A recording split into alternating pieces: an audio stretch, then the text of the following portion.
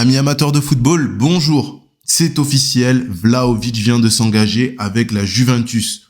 Très gros coup qui vient d'être fait par la vieille dame, qualifiée pour les huitièmes de finale de Ligue des Champions, mais en difficulté en championnat, distancé pour le titre, et maintenant qui va devoir batailler jusqu'à la fin de saison pour pouvoir envisager une qualification en Ligue des Champions.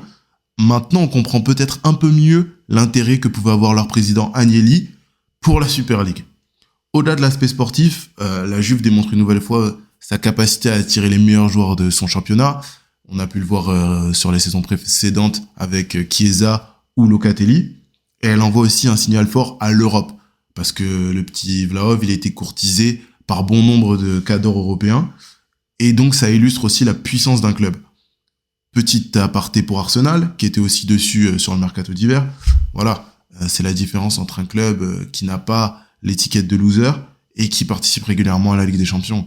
Quand on a un jeune joueur prometteur et aussi prometteur que Vlahovic, on a besoin d'un projet qui paraît solide, et celui de la Juventus, au vu de son histoire récente, paraît plus solide.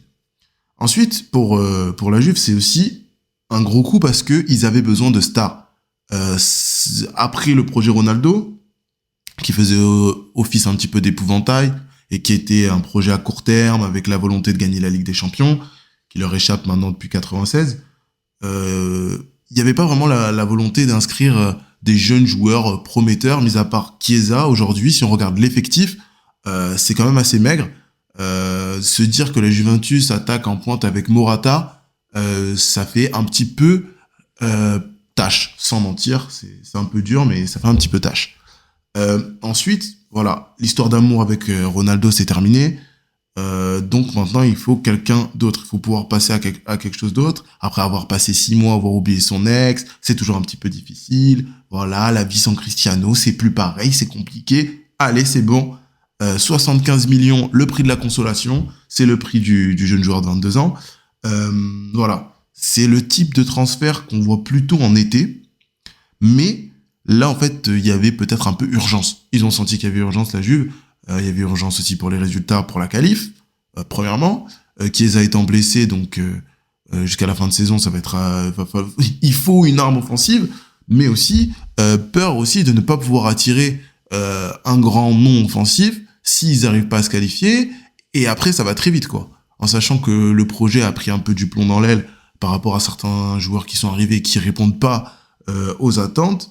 Là, on prend le meilleur buteur du championnat, qui sera chargé d'épauler un Dybala blessé, en fin de contrat, qui sait pas trop, parce que tout à l'heure, on était dans une logique de star, et c'est vrai que je n'ai pas oublié la Gioia, mais le problème, c'est que lui, est-ce qu'il s'inscrit encore dans le club dans la durée? Ça va être un peu délicat, et généralement, les joueurs, quand ils sont à 6 mois de leur contrat, sont un petit peu parasités par ça. Enfin, dans une logique de comparaison des effectifs, quand les plus grands clubs européens diront nous on a Vinicius, nous on a Pedri ou nous on a Sancho, et ben la Juve maintenant désormais va pouvoir dire nous on a Vlahovic. Mais qui est donc Vlahovic? DV9 qui s'est transformé en DV7 puisqu'il a eu le courage de prendre le numéro de CR7 laissé vacant depuis son départ, donc preuve de la force de caractère du bonhomme. C'est pas facile de passer après Cristiano, et lui, en plus de ça, il a pris son numéro. Vous me direz, Dusan, sur l'année 2021, il a marqué 33 buts en championnat. C'est un record sur une année civile de mettre 33 buts en Serie A. Record qui avait été fait précédemment par, Cristiano. Donc, petit clin d'œil du destin. Maintenant, on passe à la palette de Vlahovic. En fait, c'est simple, il sait tout faire. Hein. Poste de 9. Il fait 1m90, il est costaud, donc il est bon de la tête, il est bon aussi dans ses décrochages, il est rapide, il est capable de prendre la profondeur, un tueur dans la surface, pied droit, pied gauche, bon tireur de penalty, il s'est même mis au coup franc cette année. Que dire de plus, si ce n'est on tient peut-être une des futures stars, et je pense que c'est aussi pour ça que la Juve a mis autant sur lui, c'est que vraiment il semble avoir la personnalité, le perfectionnisme des plus grands. Donc voilà, il sait même Mais encore une fois, la comparaison avec Ronaldo. Après son triplé contre la Spezia, bim, il enlève le maillot, il monte les muscles. Et même au niveau de sa célébration, il y a une petite similitude. Hein. La manière dont il prend son temps pour sauter et faire une espèce de coup de poing aérien, c'est plutôt cool. Donc, il a sa propre célébration. Tous les grands attaquants ont leur propre célébration pour la plupart. Hein. C'est une sorte de petite signature, c'est une façon de se distinguer, de créer un rituel, etc. Je pense qu'il y a quelque chose de très fort derrière la célébration des attaquants. Et Vlahov, il fait pas exception. Donc voilà, il est déjà à 17 buts en championnat cette année. Voilà quoi, je crois que l'objectif pour lui, ça va être d'être au moins à 25. Ça va être intéressant de voir comment il va aussi s'adapter. Mais en fait, au final, Vlahovic, c'est bien. Mais si la Juve tourne pas forcément très bien depuis le début de la saison, et que c'est que à cause de son poste de neuf.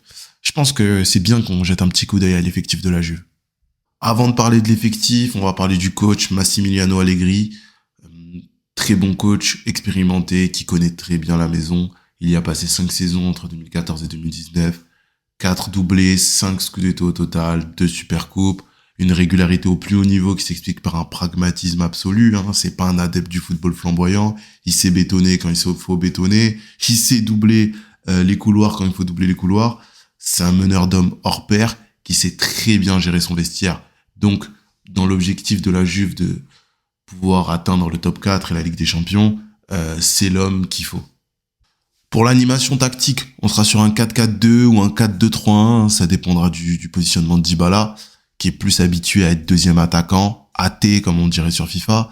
Mais voilà, véritablement ce joueur-là, c'est un joueur que j'aime particulièrement parce que voilà, petit, gaucher, sensible avec le ballon, capable de faire de belles différences techniques. C'est pas le plus rapide, mais voilà, il a le toucher de balle, il est soyeux et puis c'est le type de joueur qui est un peu en train de disparaître au fil des années avec l'athlétisation du football. Donc Dybala vraiment s'il est pas parasité par tout le reste, tout ce qui pourrait polluer un peu c'est la préparation de ces matchs, Dybala et Vlahovic, ça a formé un duo offensif incroyable. Parce qu'avec la question de la prolongation de son contrat, des offres qui vont arriver, etc., c'est toujours un peu délicat pour les joueurs, mais espérons que pour lui, ça puisse aller bien. Ensuite, concernant les deux lignes de 4, côté gauche, c'est avec la blessure de Chiesa, c'est McKennie qui semble avoir les faveurs du coach. Voilà, son abattage, ses courses, etc., ça permet de bien bétonner comme Allegri aime. Et voilà. Mais malgré tout, McKennie, même si c'est un profil plutôt box-to-box à la base, il arrive à plutôt bien se projeter, à offrir des solutions, et Weston, il a plus d'un tour dans son veston au final. Ensuite, concernant le double pivot, on a Locatelli et Betancourt qui semblent petit à petit s'imposer. Là aussi, après que de nombreuses paires aient été utilisées, entre les Arthur, justement, McKennie, il y a aussi Ramsey qui est dans l'équation, Rabiot. Donc voilà, ça fait pas mal de solutions pour le double pivot. Ensuite, enfin, on a côté droit. Il semble pas encore avoir totalement les faveurs du coach, mais petit à petit, je pense que il va réussir à s'imposer dans cette équipe. C'est Kulusevski, c'est une promesse. Laissons-lui le temps. Je pense qu'il va finir par s'imposer. Ensuite, on a les latéraux expérimentés. Alexandro d'un côté, un peu plus en difficulté cette saison, mais avec son expérience, il va sans doute rebondir en deuxième partie de saison. Ensuite, côté droit, on a le fantasque, plein de gestes chaloupés, de dribbles, toujours attiré par le but, c'est Cuadrado, voilà. C'est extraordinaire aussi qu'il soit toujours à un bon niveau comme ça. Il apporte expérience, il centre bien, toujours cette qualité de dribble. Donc, voilà, Cuadrado, c'est du solide. Ensuite, après, on a la charnière, on a les deux insubmersibles, Chiellini, Bonucci qui sont toujours là, qui jouent des matchs, même si Chiellini tire un peu plus la langue. Voilà, il a quand même 37 ans maintenant. Et voilà, là, le cas épineux, c'est le dossier de Ligt qui joue pas assez par rapport aux investissements qui ont été consentis. 85 millions d'euros au final pour un joueur qui s'est jamais véritablement imposé comme un titulaire indiscutable.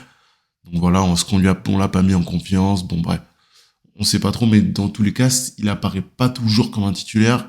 Bon, peut-être que sur cette deuxième partie de saison, ça va évoluer. On verra bien. Enfin, après, on a Chesney. Bon, 31 ans pour un gardien, c'est encore tout à fait correct. Donc, je pense qu'il lui reste plusieurs saisons devant lui. Et je pense que la Juve n'aura pas forcément besoin de se renforcer à ce poste-là en priorité. Là où la priorité, ça va être peut-être d'ajouter de la créativité offensive, parce que le jeu dépend beaucoup de Dybala. Donc peut-être aussi un peu de percussion sur les côtés, d'autres solutions. Mais en tout cas, c'est une Juve qui est intéressante, mais peut-être un petit peu vieillissante tout de même. Voilà, si on doit résumer la vidéo, la Juve a fait un très gros coup, Vlahovic aussi, puisqu'il va dans un gros club, mais où il aura directement un rôle de titulaire et il sera attendu d'ailleurs immédiatement. Donc ça peut être intéressant pour lui, parce que voilà, c'est un autre standing, c'est des autres attentes, les matchs sont différents, il va être encore plus médiatisé. Donc voilà, on va l'attendre au tournant. Maintenant, il a la pression aussi du prix de son transfert. Mais après, bien sûr que Vlahovic, ça leur permet de rêver plus grand, mais maintenant, il va falloir aussi autre chose pour la Juve. Je pense en termes de créativité offensive, gérer ces dossiers épineux et puis commencer à rajeunir un petit peu l'effectif qui commence à doucement vieillir. Hein. L'ossature, elle commence à s'effriter un petit peu.